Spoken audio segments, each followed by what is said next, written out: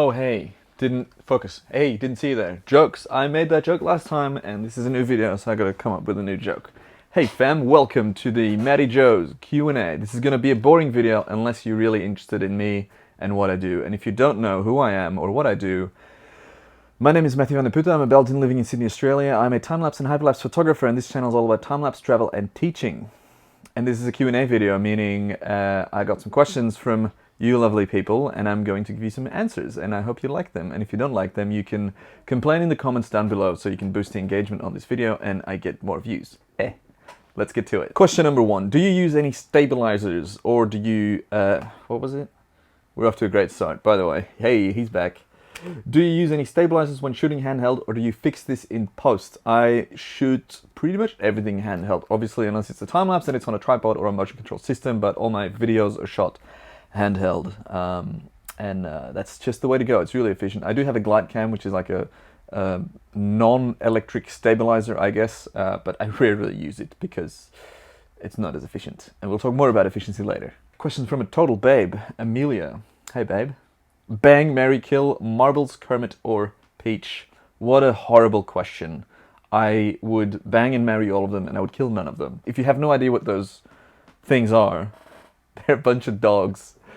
Julian and Jenna own them in LA, and I met them for the first time a while back. You can check that video in the description down below. That's where the link is. Maxime Pisa, Belgium or Australia? Well, I would think the fact that I've moved to Australia and that I've been here for 4 years made it pretty clear which one is my preference. That being said, Belgium's really fun. Obviously, I miss my family and friends heaps, but I think whenever people ask me about it, I'm like, you know what? Belgium is a pretty small-minded country with a lot of small-minded people, and to me, Australia is more open-minded and open to ideas and suggestions, and it's allowed me to dream and to live that dream, and that's been pretty big for me. So yeah, Australia. Boaz, why is everyone saying autofocus at the end of statements these days? For example, OMG, today is hot. Autofocus. That's funny. That's good. I actually laughed out loud when I saw that question come in. Jack Cabrita, where do you see YouTube in 5 years? That's a good question. I always used to say YouTube is going to be around forever. It's the king and queen of social media platforms, and it's never going to die because you don't go on Facebook looking for a video. If you want to look up a video, you go on YouTube. That being said, with the algorithm talk and the adpocalypse and everything, I don't know what's going to happen. Maybe something else will come along. I hope not, because I've been investing a lot of time on YouTube and I don't want it to disappear. So hopefully YouTube remains absolute royalty among video social media platforms. Oliver Brighton, equipment insurance, what do you do? Definitely a question more for the photo and videographers amongst ourselves.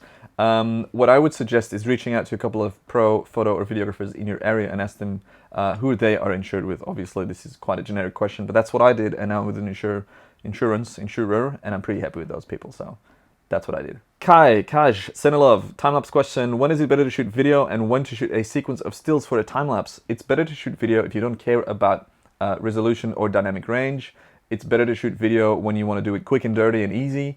It's better to shoot RAW or JPEG stills if you want to have the latitude in the editing of the dynamic range and the resolution and all that stuff. Also, you save battery life when shooting stills and storage as well. So it depends on the scenario. I shoot video time-lapses whenever I need a quick and dirty time-lapse, and when the subject allows that as well, obviously. Chopper Green, here's an interesting one. I have 3 questions. What was your first camera? How fast can you chug a beer? And lastly, are you going to VidCon? So this shows how old this Q&A project is.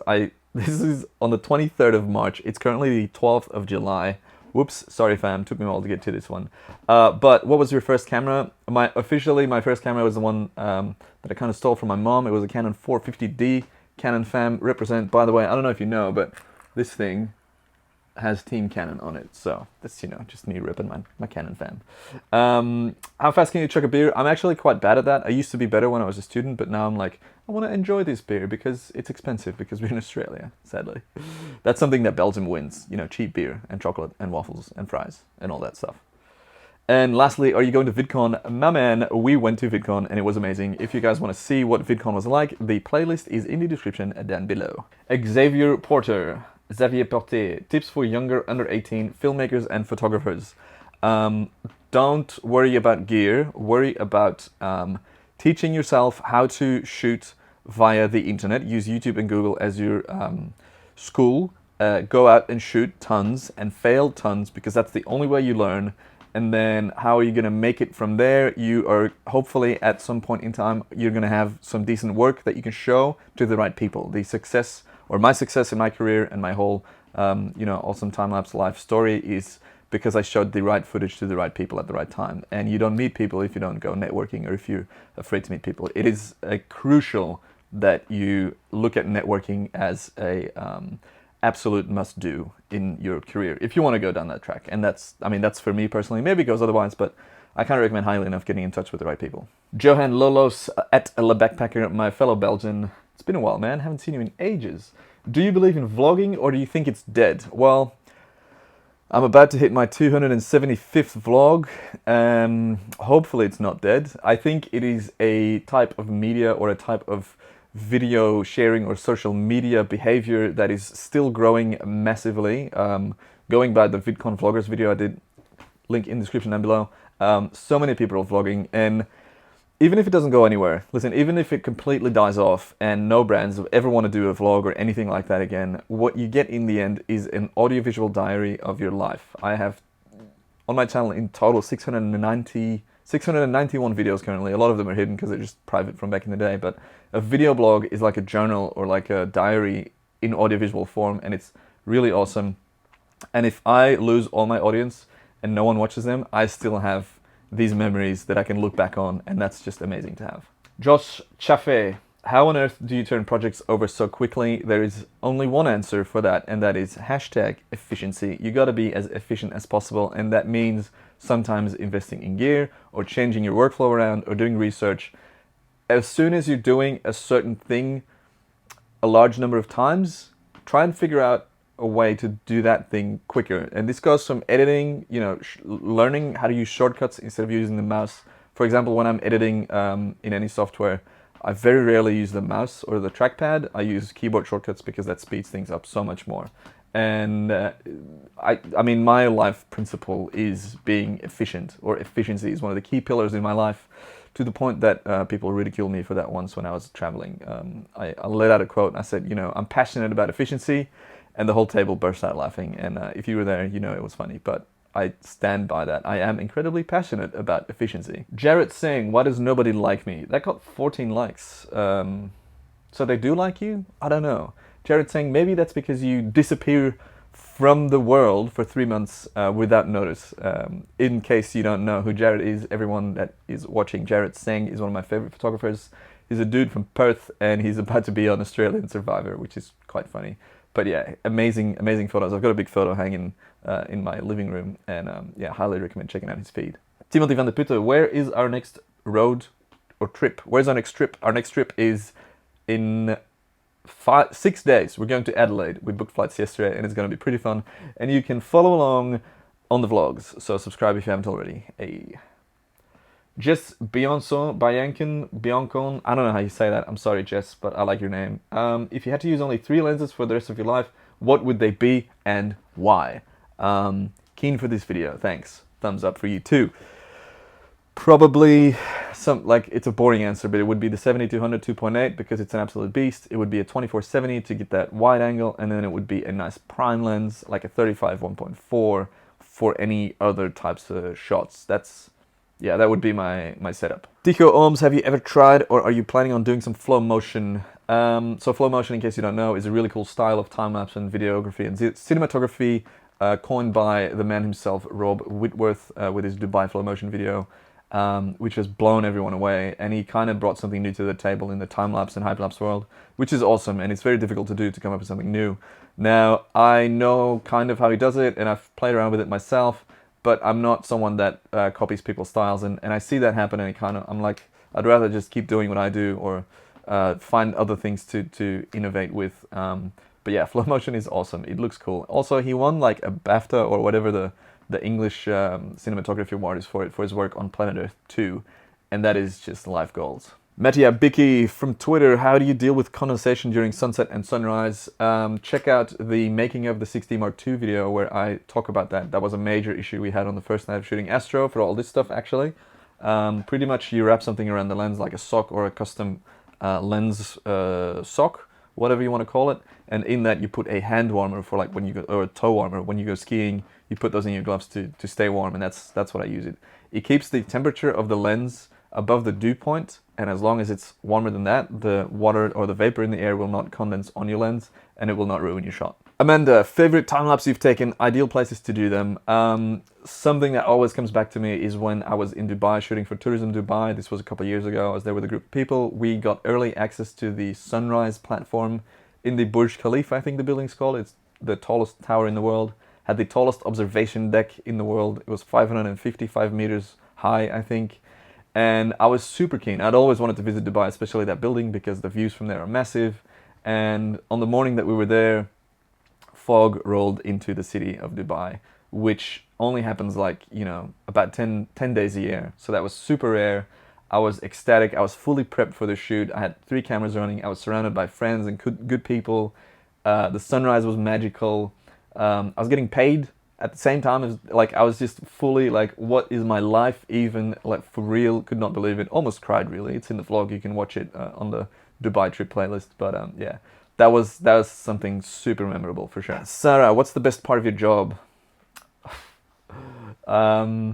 So many things, but the fact that I'm living my dream is the best thing, even though that's not really a thing. But just waking up every day and feeling so #blessed and fortunate to be able to do this for a living is incredible, and I wanna keep doing that for the rest of my life. So yeah, it's a question that makes me think, because what's the best thing? There's so many cool things, but it's my hobby. It got out of hand, and now I'm living the dream, and that's just, yeah, incredible. Kelly, what made you want to be a filmmaker or a time-lapser? So, bit of history. Used to want to be an actor, tried out acting school, failed the entrance exam or the entry exam.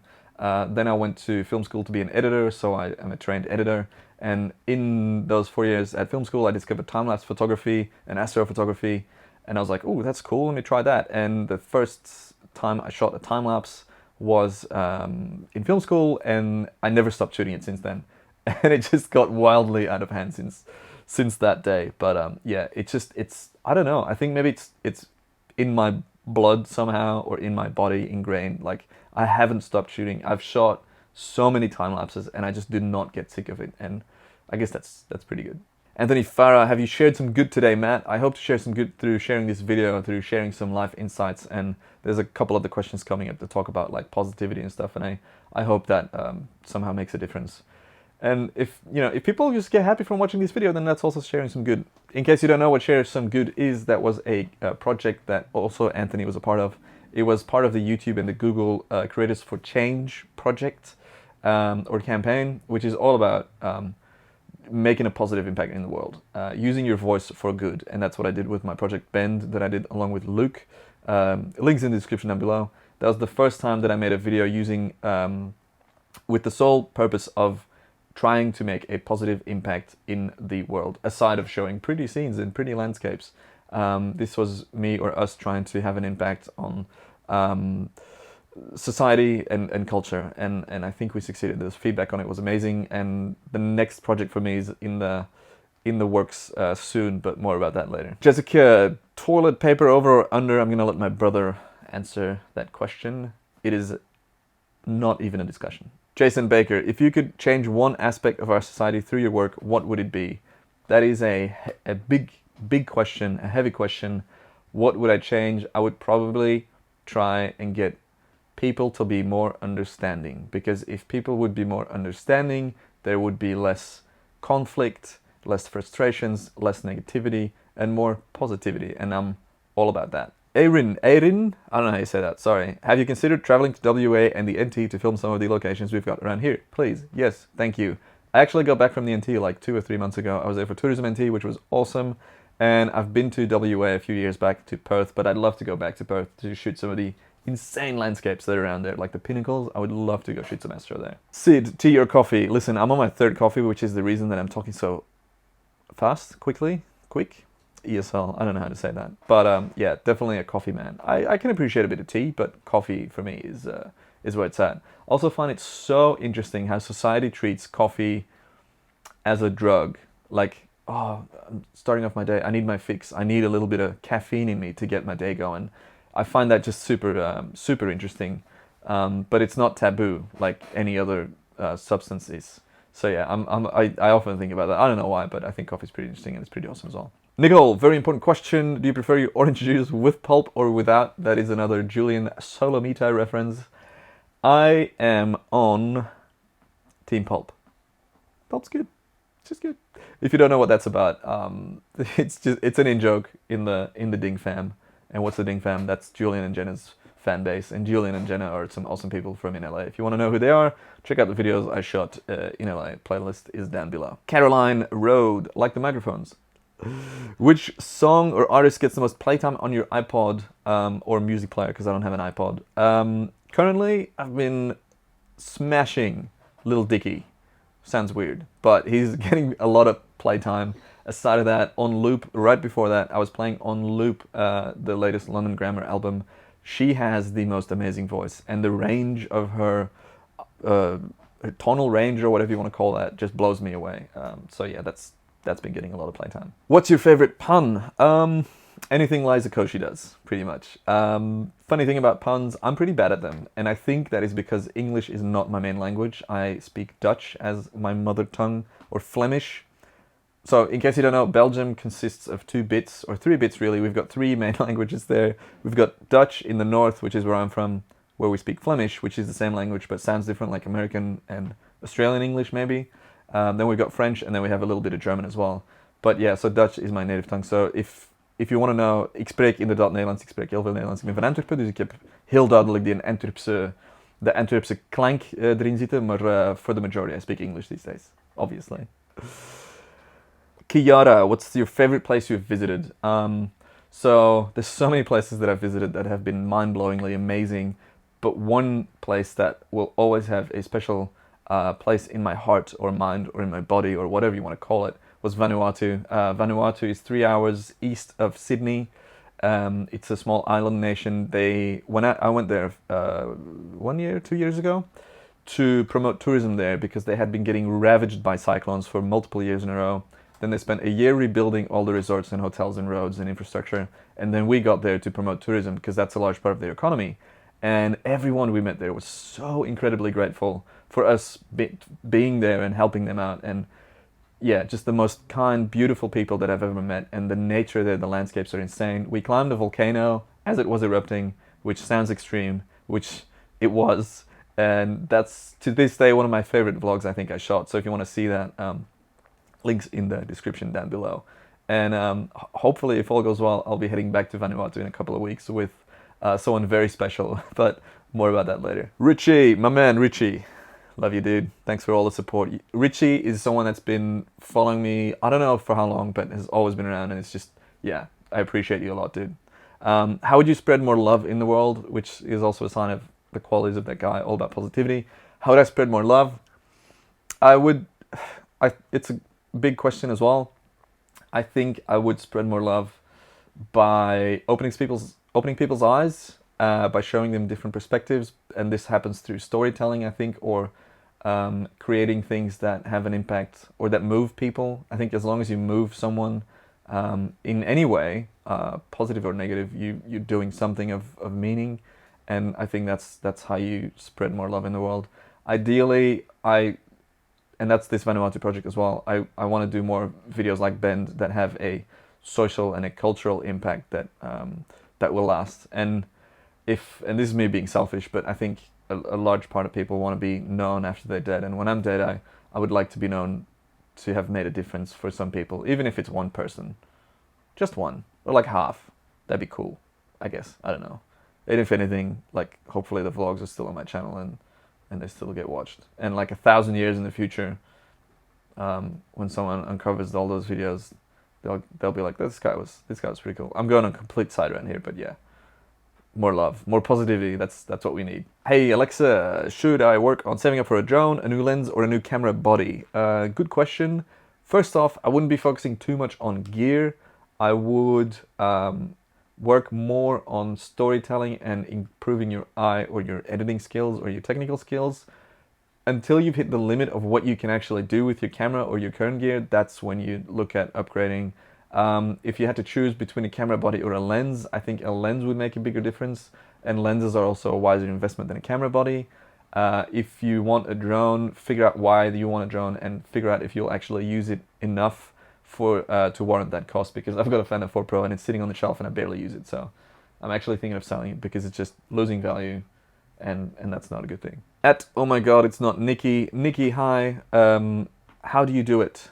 Is your question. I don't know what that means, so I can't really reply, but figured I'd put it in here anyway, so let me know what it is that you're after and I can answer that in the next Q&A video. Kristen Wolf, how was it meeting Sermit Page and Maples? That's Jenna and Julian's dogs. It was surreal. I'll tell you that's what it was. Absolutely surreal to be in the house that I've seen so much of on YouTube, and to see those doggies, and they were just such nice little doggies. They're so nice and soft, and Kermit couldn't stop licking me, which was awesome. Peach was kind of in love with Jake, and then Marbles was just there. Also Marbles, I don't know if you know, but Marbles in real life is way tinier than on camera. The camera blows him up to like twice the size. He's actually so tiny. Hey Ellie Miller, would you ever go to Seattle? Hell yeah, I'd go to Seattle. I've been dying to visit that area of America for so long, and I hope to do that sometime next year, if I can fit it in my calendar. But yeah, Seattle is high on the list of places I want to visit. Zella, will you date me? No, because I don't know you. Also, I have a girlfriend. Amelia wouldn't like that, I presume.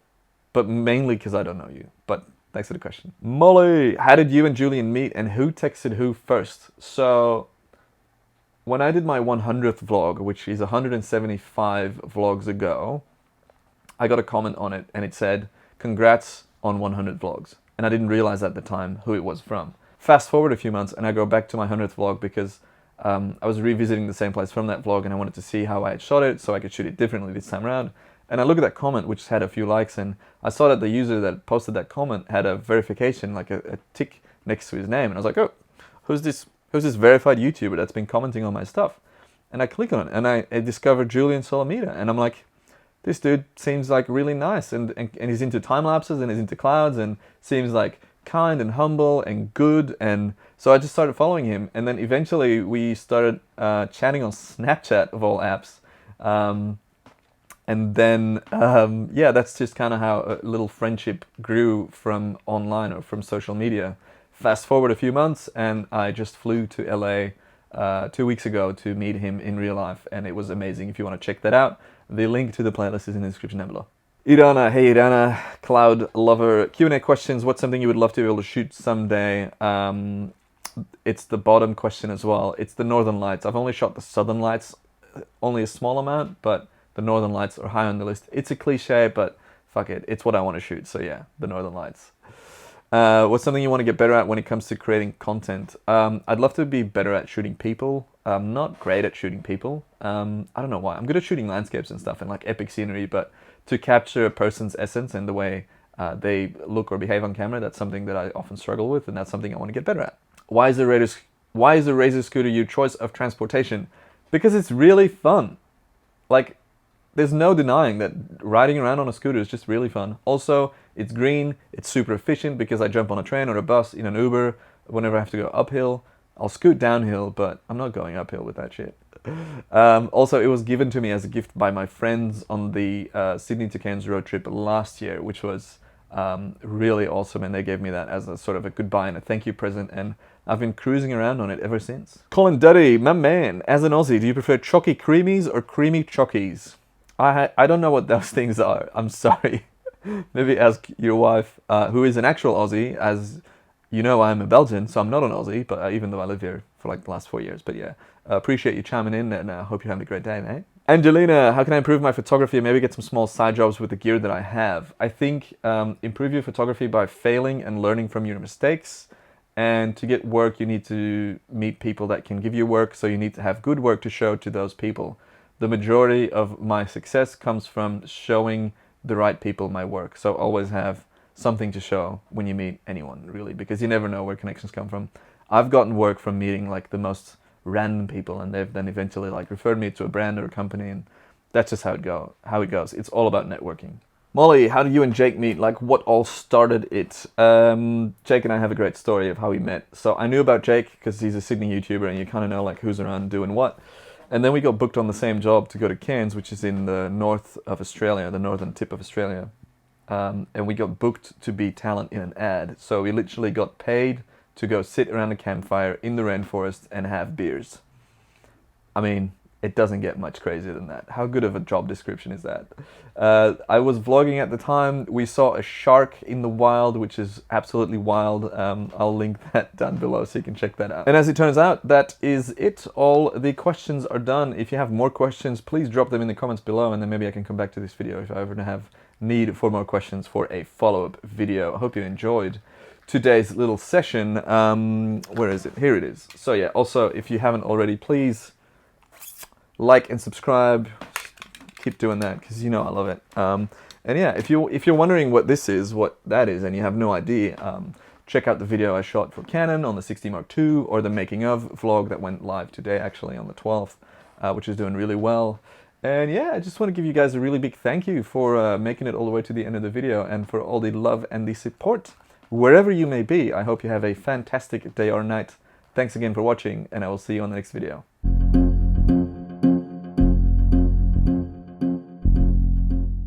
Usually this place here at the end, also known as the post-credit scene, is reserved for bloopers, but this time around I want to give a big special thank you to all my lovely patrons who are supporting me for the last 3 months now on Patreon, which is mind-blowing. If you don't know what Patreon is, it's a website where people can support their favorite creators, and I just feel incredibly happy and blessed and humbled by the support that I've been getting on there as well. Also, this is an announcement: if you want to get involved with the monthly photo competition that we'll be hosting there, actually starting today, you can go check that out, links in the bio. But again, thank you, patrons. You know who you are if you're watching. I really appreciate you so much, and I can't wait to see you on Patreon.